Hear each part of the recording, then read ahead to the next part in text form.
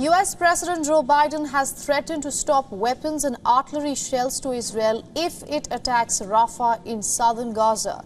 In an interview with CNN, Biden said, and I'm quoting here, "I made it clear that if they go into Rafah, I'm not supplying the weapons that have been used historically to deal with Rafah, to deal with the cities that deal with that problem."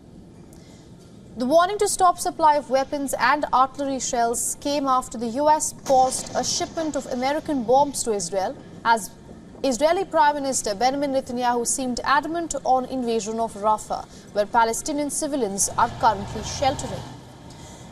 In the CNN interview, Joe Biden acknowledged that US weapons have been used by Israel to kill civilians in Gaza. He was referring to 907 kg bombs that Biden paused shipments of just last week.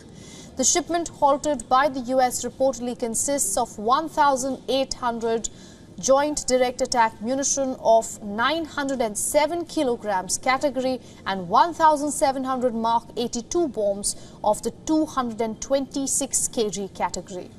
The joint direct attack munition is a guidance tail kit that converts existing unguided freefall bombs into accurate, adverse weather smart munitions. While Mark 82 bombs are general-purpose aircraft bombs containing 89 kgs of high explosive. The United States is by far the biggest supplier of arms to Israel, accounting for 69% of Israel's imports of major conventional arms between 2019 and 2023.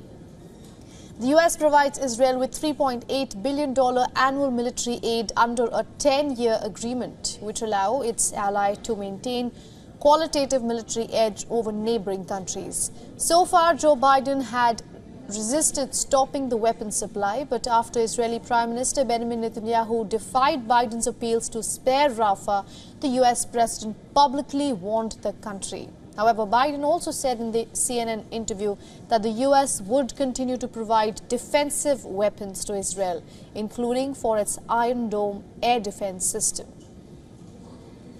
Israel's ambassador to the United Nations has called Biden's warning, quote-unquote, very disappointing. Earlier, Israeli chief military spokesperson Rear Admiral Daniel Hagari expressed confidence that the disagreements with the US will be resolved, quote-unquote, behind closed doors. Meanwhile, the Israeli army has said that Kerem Shalom crossing was again targeted by rocket fire that lightly injured one soldier.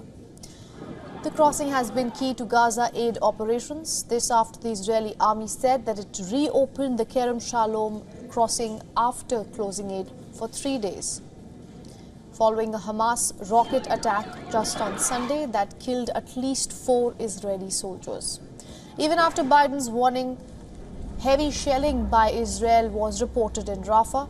The Israeli army said that it was also striking Hamas's positions further north in the center of the Gaza Strip. Now, earlier, the Israeli military said its ground troops conducted targeted raids in the southern Gaza city's east, while talks are still underway in Cairo aimed at pausing Israel's 7th-month-old offensive. Palestinian militant group Hamas, on the other hand, has said that it was unwilling to make more concessions to Israel in negotiations over a ceasefire for Gaza. Hamas said the group would not go beyond a ceasefire proposal it accepted just on Monday. Meanwhile, the Israeli Defense Forces and the Shin Bet security agency in a joint operation killed Ahmad Ali, the commander of the Hamas naval forces inside Gaza City. The operation was carried out with the assistance of an Air Force aircraft guided by intelligence from the Shin Bet and the Navy. On the northern front, the Hezbollah claimed responsibility for launching anti-tank guided missiles and mortars from Lebanon. This was at a military position in the Malkiya area. The Israeli Defense Forces confirmed at least 2 projectiles were fired from Lebanon, following which Israeli Defense Minister hinted at the possibility of an escalation on the northern border, saying, and I'm quoting, "It could be a hot summer." He also vowed to return the tens of thousands of Israelis displaced by Hezbollah's attacks back to their homes.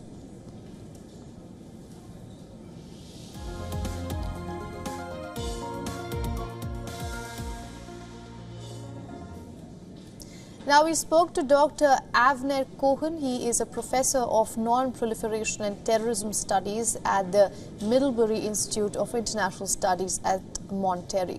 Listen to his insights. I think it's the assertion of President Biden came a little bit, my sense, stronger than what it meant. I thought it was meant to be a yellow card, using the soccer terminology. In other words, providing Israel a tangible, concrete warning referring to two specific types. It's not a huge amount, but some amounts of munition that was on its way, it's being suspended. My sense is that Israel did understand the American messages.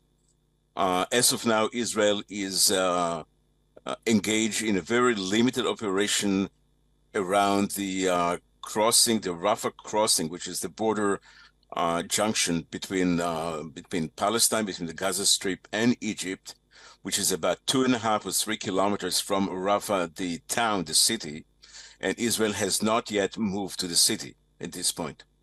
I also understand that if Israel would do a stronger operation towards the city, it intends to do it in tactics and methods quite different than it used to in the last few months in Khan Yunis, in Gaza, and to be very much concerned about civilian casualties.